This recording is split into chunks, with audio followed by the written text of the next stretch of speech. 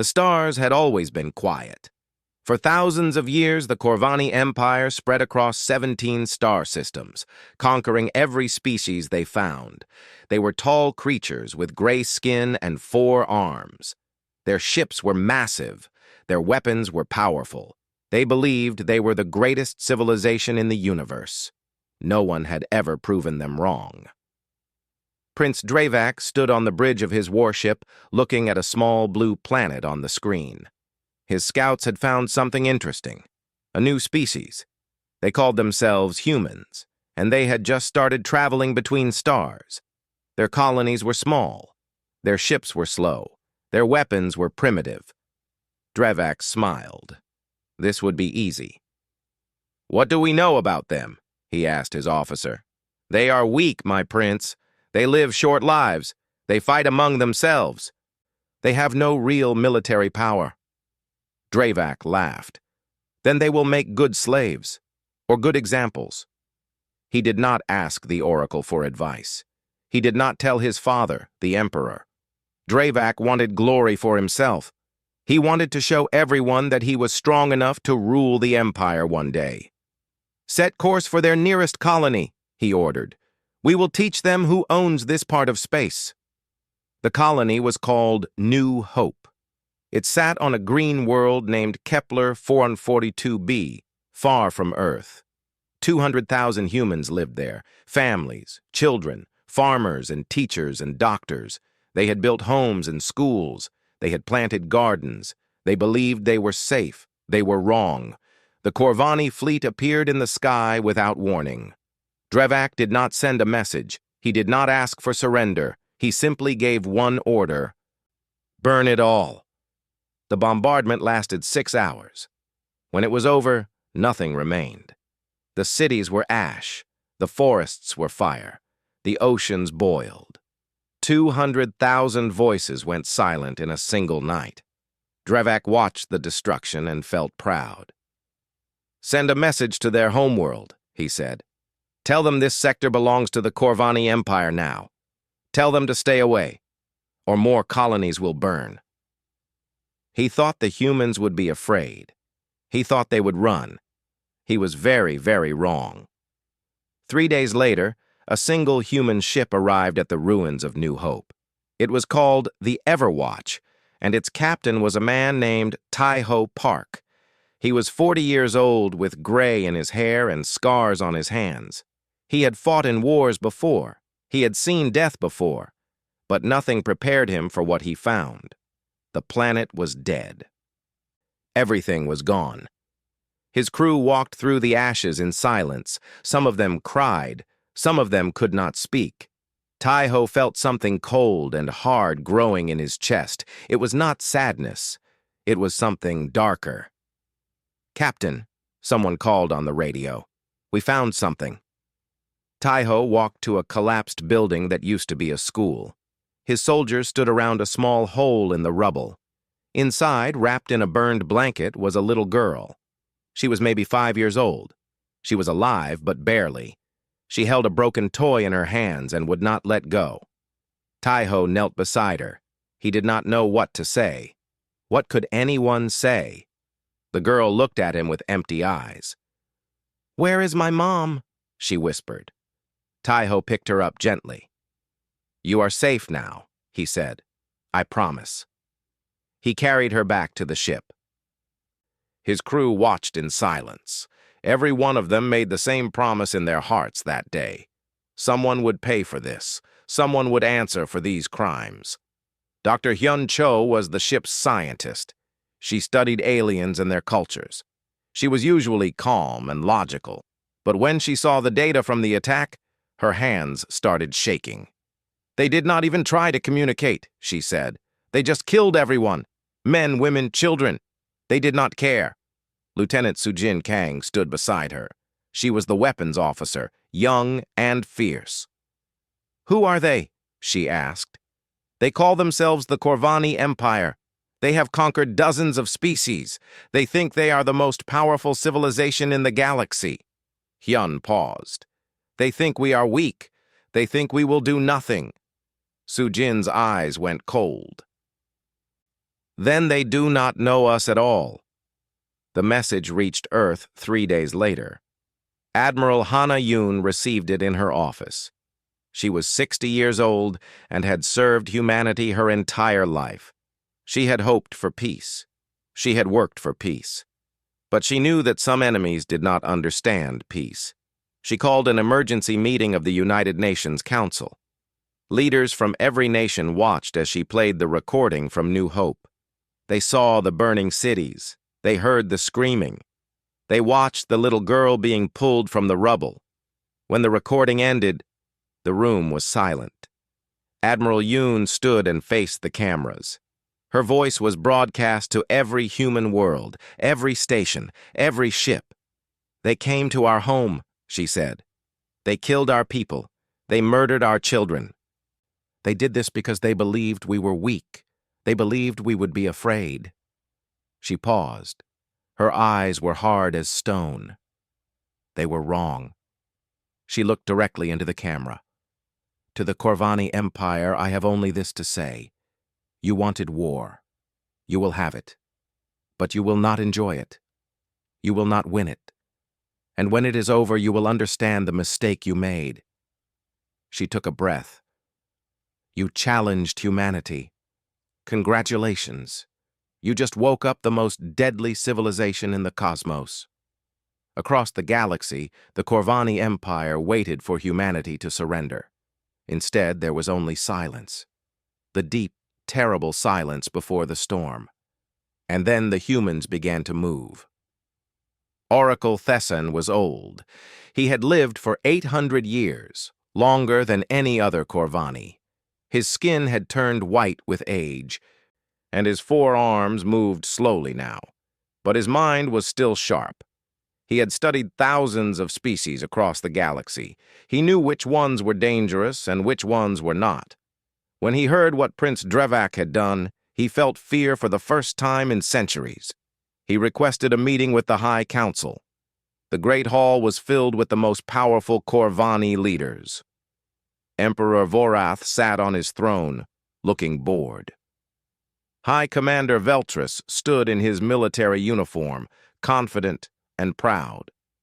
Prince Drevak stood beside his father, smiling like a child who had just won a game. You called this meeting, Oracle, the Emperor said. Speak. Thesson bowed slowly. I come with a warning, Great Emperor. Your son has made a terrible mistake. Drevak laughed. A mistake? I destroyed an enemy colony. I showed them our power. They will fear us now. No, Thesson said quietly. They will not fear you. They will hunt you. The room went silent. No one spoke to the prince this way. Explain yourself, old one, Commander Veltris said. Thesson walked to the center of the room. He activated a hologram that showed a small blue planet. Earth. This is their homeworld, he began. I have studied it for many years. It is what we call a death world. Death world? The Emperor asked. Yes. A planet so dangerous that most life should not survive there. But humans did not just survive. They conquered it. He changed the image. It showed Earth's animals, lions, sharks, wolves, snakes. Their world is filled with predators, creatures that kill to eat, creatures with claws and teeth and poison. Humans have no natural weapons, no claws, no fangs, no armor. They are soft and weak. Drevak smiled. Then why should we fear them? Because they killed all of these creatures anyway, Thesson said. They hunted the predators until the predators learned to fear them. They did not run from danger. They ran toward it. He changed the image again. Now it showed human history. Wars, fires, plagues, natural disasters. Their planet tries to kill them constantly. Earthquakes shake their cities. Storms destroy their homes. Diseases kill millions, and yet they rebuild every time. They never stop. They never give up. Commander Veltris crossed his arms. Many species are resilient. That does not make them dangerous to us. You do not understand. Thesson said, and his voice was harder now. It is not their bodies that make them dangerous. It is their minds. He showed images of human wars. Soldiers fighting in mud and snow, cities burning, mushroom clouds rising over destroyed lands. They fight each other constantly. They have created weapons that can destroy their entire planet. They split the atom itself just to kill their enemies, and they use these weapons on themselves. The room was quiet. Even Dravak stopped smiling. Most species fight to survive, Thesson continued. They fight for food or territory or safety. When the fight becomes too hard, they stop. They surrender. They run away. This is logical. This is sane. He paused and looked at each council member. Humans are not like this. Humans will fight until every last one of them is dead. They will destroy themselves before they surrender. They will burn their own cities so their enemies cannot take them. They will sacrifice their own lives just to hurt their enemies. That is foolish, Dravak said, but his voice was less confident now. No, it is terrifying. Thesson turned to face the prince directly. But the most dangerous thing about humans is not their resilience or their stubbornness. It is their memory. Memory? They do not forget. They do not forgive. If you hurt them, they will come for you. Not today, not tomorrow, but eventually. They will spend years planning. They will cross the entire galaxy. They will sacrifice everything, and they will find you. Thesson pointed at the prince. You killed 200,000 of their people. You killed their children. Do you understand what you have done? You have not scared them. You have given them a reason to fight. And humans with a reason to fight are the most dangerous things in this universe. Emperor Vorath shifted on his throne. Surely you exaggerate, Oracle. I wish I did, Great Emperor. I truly wish I did. At that moment, a military officer ran into the hall. His face was pale. Commander Veltris, he said, breathing hard. We have reports from the border. Human ships have been spotted. How many? Veltris asked. At least 50. But they are not attacking. They are just watching. Dravak laughed nervously. They are afraid. They know they cannot fight us. Thesson shook his head slowly. No, young prince, they are not afraid. They are studying, learning. They are looking at our ships, our weapons, our movements. They are finding our weaknesses. We have no weaknesses, Veltris said proudly. Everyone has weaknesses. And humans are very good at finding them. Thesson looked at the hologram of Earth one last time. I have studied 1,000 species. Many of them were strong. Many of them were smart. But none of them scared me. He turned to face the council. Humans scare me, because they are not just strong or smart. They are patient, they are angry, and they are coming. The council was silent for a long moment. Finally, Emperor Vorath spoke. Prepare the fleet. If these humans want a war, we will give them one. We have conquered dozens of species. We will conquer them too. Thesson bowed and said nothing more. He knew it was pointless. They did not understand. They could not understand. Not yet. But they would learn. The hard way. In the darkness of space, human ships waited. They watched. They learned. They remembered the faces of 200,000 dead colonists. They remembered a little girl holding a broken toy. And they made their plans. The storm was coming, and nothing in the galaxy would stop it. The Corvani called it Nexus Station. It was the largest supply depot in their empire. Thousands of ships came here to refuel, repair, and resupply. Without Nexus Station, the Corvani fleet could not move. It was the heart of their military power. Lieutenant Sujin Kang had been studying it for 6 weeks. She sat in her small cabin on the Everwatch, surrounded by screens and data. She had read every report, analyzed every scan, and watched every patrol pattern. The Corvani thought their station was impossible to attack. They had shields, weapons, and hundreds of guard ships. But Sujin had found something. A small flaw in their shield system. The shields used a specific energy frequency. If you hit them at exactly the right angle, with exactly the right weapon, they would fail for 3 seconds. 3 seconds was enough. Captain Taiho Park stood behind her, looking at her plan. "Are you sure this will work?" "Yes, Captain, I am sure." He nodded slowly. "Then we do it tonight." The attack came at midnight. 30 human ships appeared from behind a nearby moon. They were small and fast, built for speed rather than strength. The Corvani guards saw them coming and laughed. "Only 30 ships?" the station commander said. "They are fools." The human ships did not attack directly. Instead, they split into groups and flew in strange patterns around the station. The Corvani gunners tried to hit them, but they moved too fast. "What are they doing?" the commander asked. Then Sujin gave the order. All 30 ships fired at once, at exactly the same point on the station's shields. The weapons hit at exactly the right frequency, at exactly the right angle. For 3 seconds, the shields disappeared. 3 seconds was all they needed. A single torpedo flew through the gap and hit the station's main fuel storage. The explosion was blinding. Fire spread through the entire structure. Secondary explosions followed one after another as fuel tanks burst and ammunition cooked off. The Corvani commander barely had time to scream before his station became a small sun in the darkness of space. 3,000 Corvani ships lost their fuel supply that night. The Empire's war machine stopped moving. When High Commander Veltris heard the news, he threw his drink against the wall. "How?" he shouted. "How did they know about the shield weakness?" No one could answer him. No species had ever found that flaw before. The Corvani had kept it secret for centuries. But humans were good at finding secrets. The war had begun.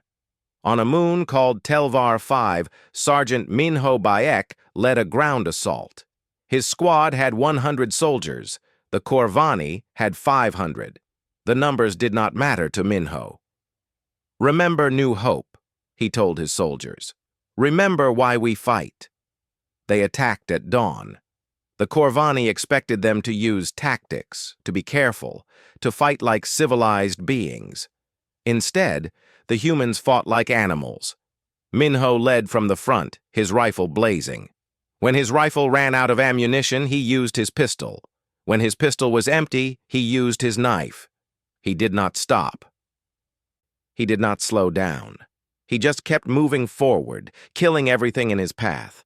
The Corvani soldiers were confused. They had never seen anything like this. These humans were wounded, bleeding, dying, but they kept fighting.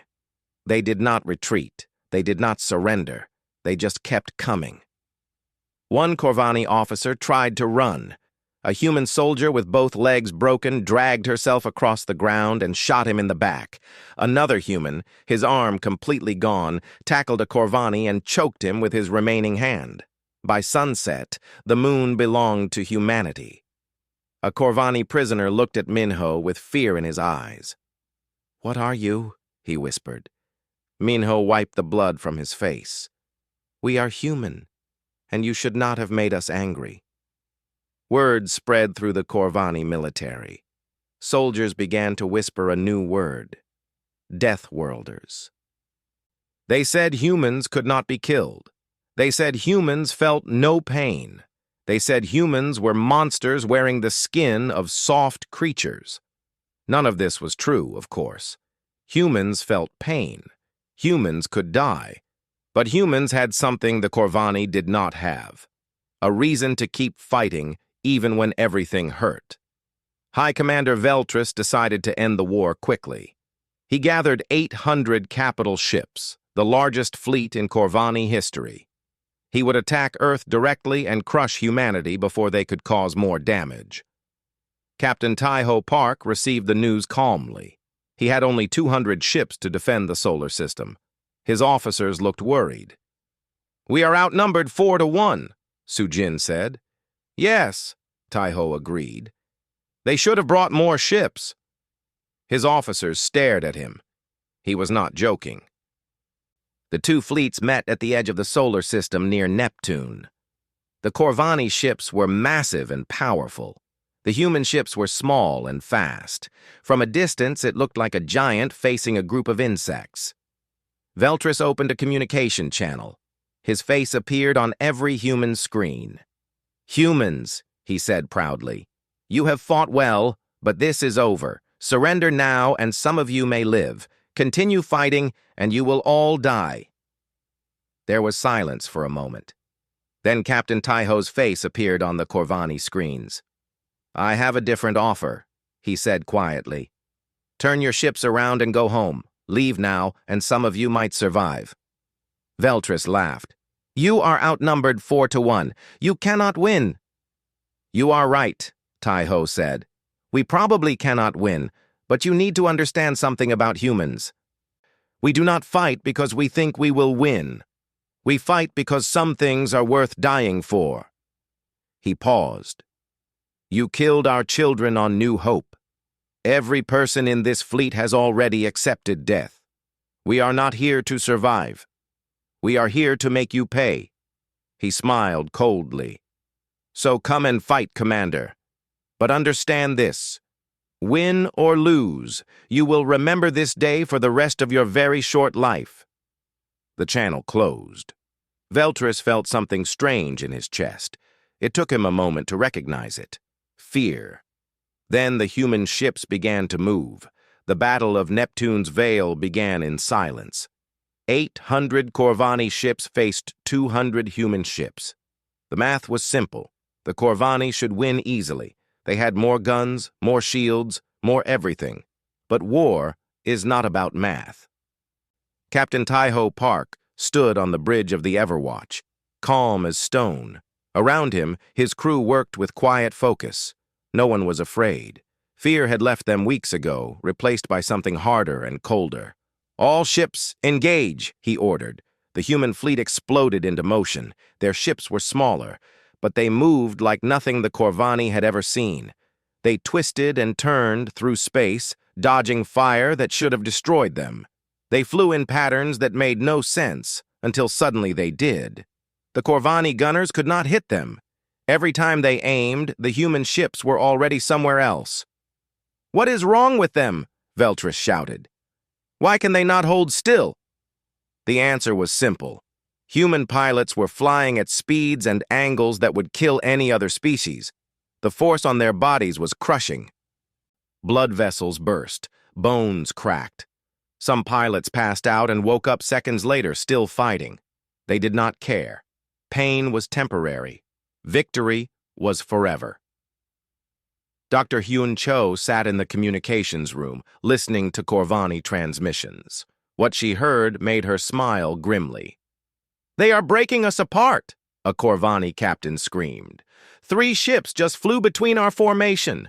They are not following any pattern. They are insane, another voice said. We destroyed one of their engines. Instead of retreating, they increased speed and rammed us. Help! Help! They will not stop. We hit them again and again, but they will not stop. The Corvani were used to fighting species who ran away when the battle turned against them. Species who surrendered when their ships were damaged. Species who valued their own lives. Humans did not run. Humans did not surrender. And on this day, humans did not value their own lives at all. Lieutenant Sujin Kang led a group of 30 attack ships. Her mission was to take down Corvani battleships. These were massive vessels, bigger than anything humanity had ever built. Each one had shields strong enough to stop a nuclear weapon. Target their shield generators, she ordered. All ships, concentrate fire. 30 small ships attacked one giant battleship. They flew so close to its surface that the big guns could not hit them. They dodged and weaved between defensive turrets, destroying them one by one. When the shields finally fell, Sujin fired a torpedo directly into the engine core. The battleship exploded, Her pilots cheered, but Sujin did not celebrate. They still had 799 ships to go. Hours passed. Both sides took heavy losses. The space around Neptune became a graveyard of broken ships and floating bodies. The ice and gas of the planet's rings turned red with fire. Then something happened that changed everything. A human cruiser called the Morning Star took a direct hit. Its engines died. Its weapons failed. It was helpless, drifting in space. The Corvani ships moved in to finish it. Standard procedure. Easy kill. But the Morning Star did not call for help. It did not try to escape. Instead, its captain, a woman named Yuri Nam, gave one final order. "Full power to remaining thrusters. Ram the lead ship." The broken cruiser lurched forward. The Corvani commander saw what was happening, but it was too late. The Morning Star crashed into his battleship at full speed. Both ships disappeared in a ball of fire. As the explosion faded, a single transmission played on every Corvani channel. Captain Yuri's last words. For Kepler. For the children. The Corvani fleet went quiet. They had just watched a ship kill itself to destroy an enemy. Not by accident, on purpose. Then another human ship did the same thing. And another. And another. Damaged human ships, ships that should have retreated, were steering themselves into Corvani vessels. Pilots with broken bodies and dying hearts were making one final choice, to take as many enemies with them as possible. High Commander Veltris watched the battle data and felt his confidence crumble. His fleet was still larger. He was still winning, technically, but the cost was becoming impossible to accept. "How many ships have we lost?" he asked quietly.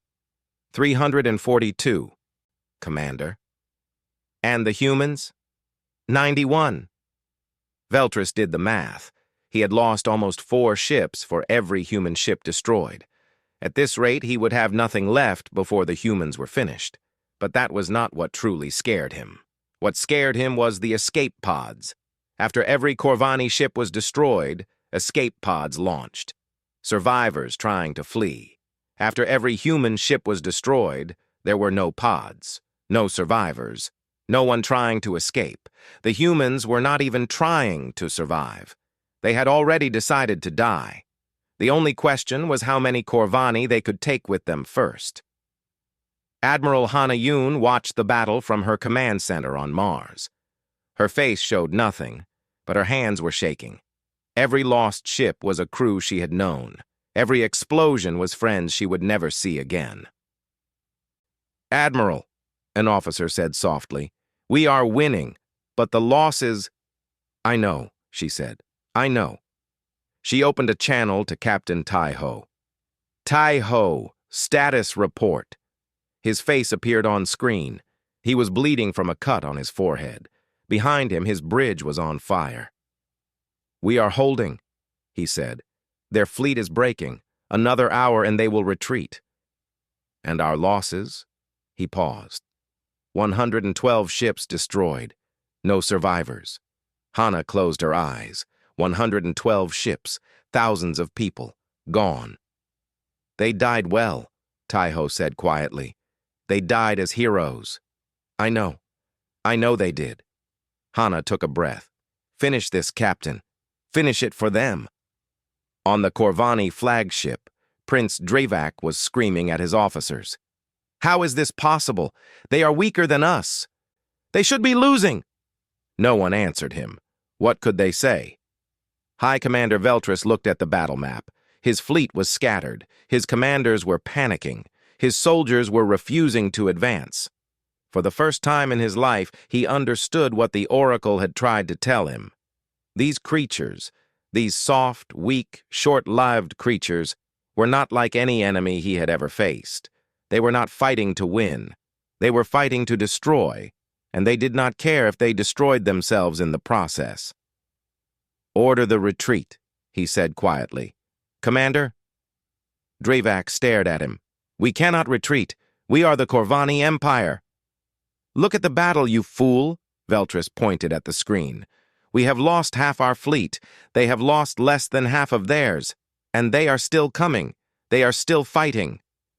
They will not stop until every one of us is dead, or every one of them is dead.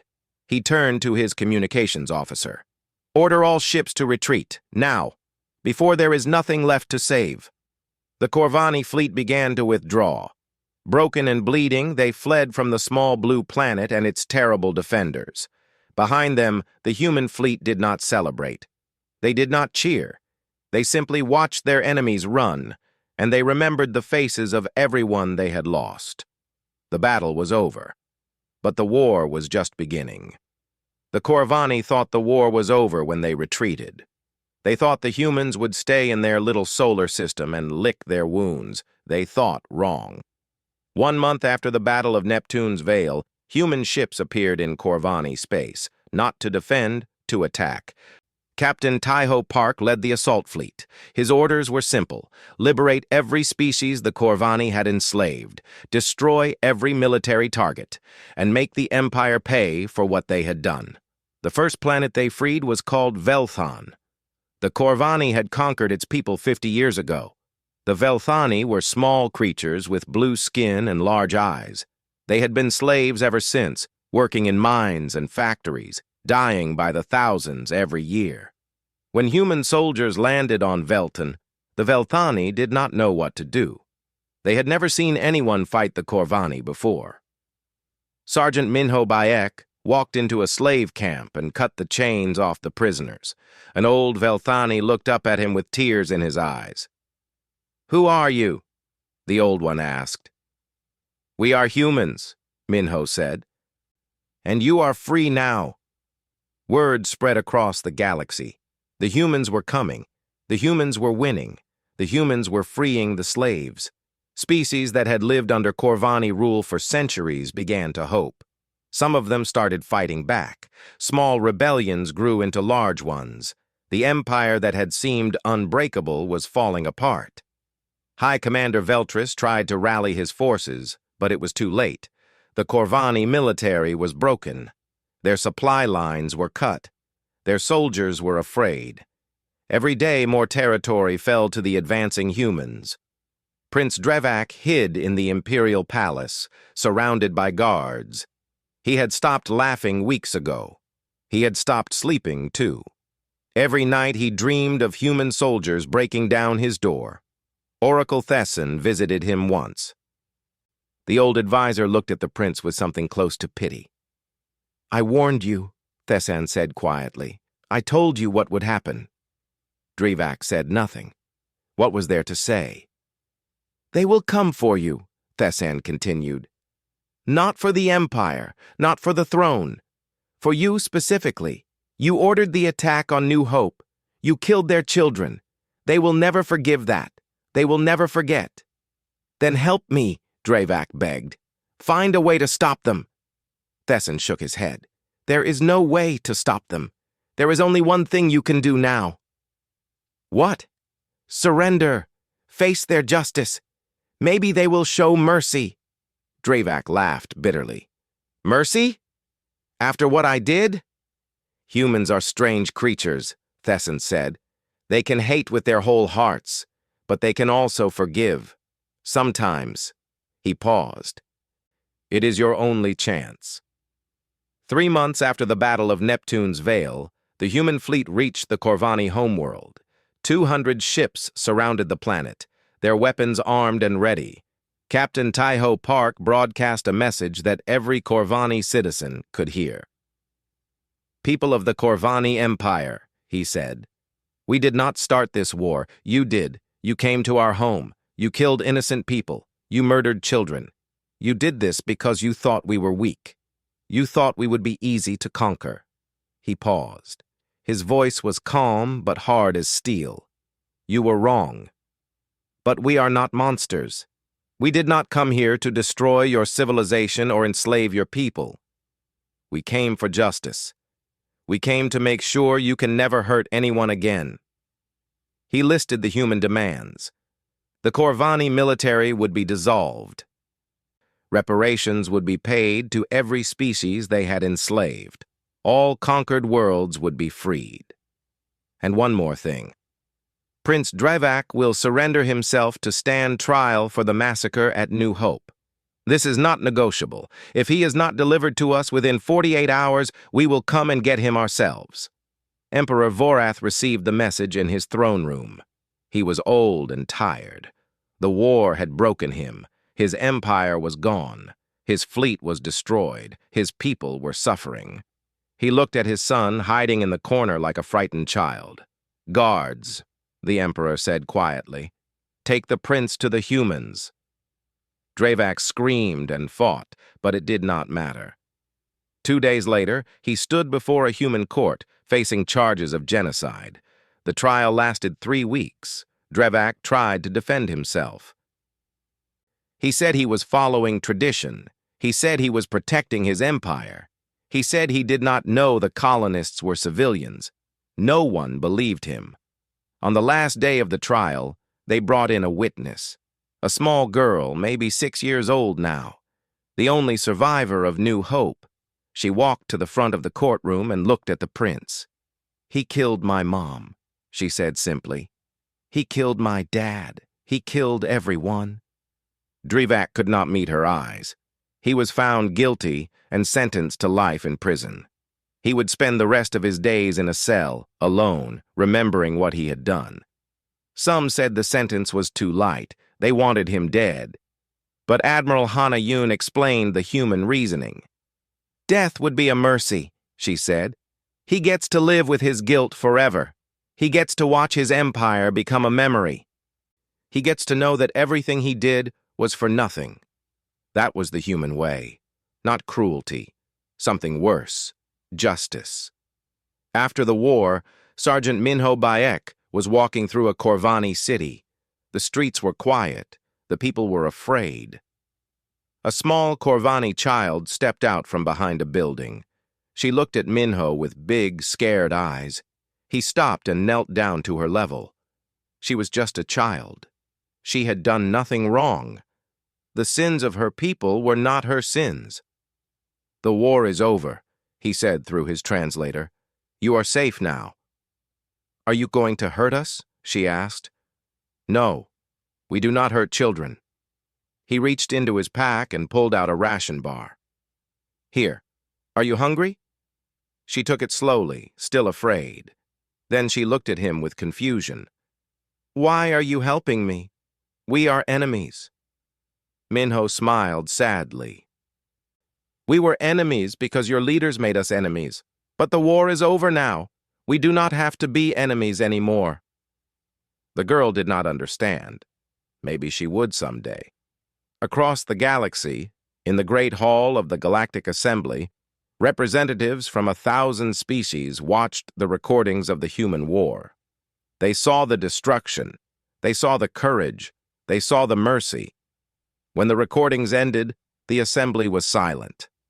Finally, the oldest representative spoke. He was from a species that had watched civilizations rise and fall for millions of years. "Add a new entry to the forbidden contact list," he said. "Species, human, homeworld, Earth. Classification, apex, deathworld predators." He paused, looking at the image of the small blue planet. "Threat level, extinction class. Status, do not engage. Ever." The entry was added. The warning would be broadcast to every corner of known space. Far away on Earth, life continued. People went to work, children went to school, farmers planted crops, scientists studied stars. Life moved forward as it always did. But now the galaxy knew the truth. Humanity was not weak. Humanity was not primitive. Humanity was the most dangerous civilization in the cosmos. Not because they wanted war, but because when war came to them, they would never, ever stop. And in the records of history, the massacre at New Hope would be remembered forever. Not as the day humanity fell, but as the day humanity woke up. The day the galaxy learned why you should never challenge the children of Earth.